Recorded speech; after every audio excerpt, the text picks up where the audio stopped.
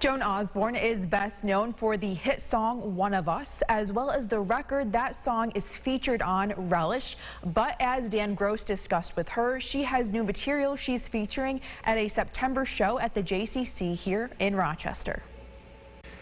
Well, I have quite the guest for you today. Joan Osborne. She probably doesn't need much of an introduction, but here it is anyway. She's coming to the JCC in Rochester for a concert September 7th at the Canalside Stage and is lending some of her time to talk with us about her music and the show. Joan, thank you so much for a few minutes. Really appreciate it. I want to start off. You're a Kentucky girl, made the move to New York City in the 1980s. You were discovered there. Since then, you have an attachment to the city, but also the state. You've been playing in Rochester for a while, about 30 years. What about Rochester makes you keep coming back?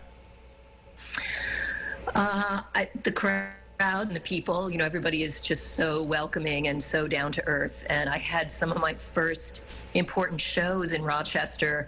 I had been playing some clubs up there, and we got hired to do an opening set for B.B. King. So I do have a long history in Rochester, and it's really the people, you know, who are so warm and so welcoming.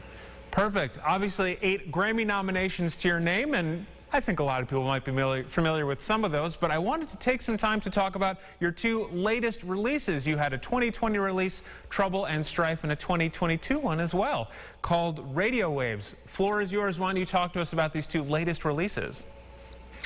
Yeah, well, the Trouble and Strife record is an album of all original material, and it was the first one for several years. I did a lot of songwriting sort of in response to just the turbulent times that we're living in. So a lot of the songs are, I wouldn't call them overtly political, but they are really responding to what's happening in the world today. And the record that came out this year, called Radio Waves, is a compilation of radio performances from throughout my career, from things back in the early 90s all the way through recent stuff, you know, with hundreds and hundreds of songs. But we decided, rather than just do this huge dump, we would you know, sort of winnow it down and curate it into just one album's worth. Wonderful. We've talked about the past, we've talked about the present. Let's talk about the future. The show coming up, it's with your regular trio. Why don't you take us there? What can people expect? We've talked about some of your catalog, but in that catalog, what can people expect in this September show? Yeah, well, a lot of the stuff that we continue to get requests for is material from the Relish album, which came out in the mid-90s. It's the one that people are very familiar with. And we also like to dip into a blues record called Bring It On Home, which came out in 2012, and that also got nominated for a Grammy for Best Blues Album of the Year. So we like to do a song or 2 from that.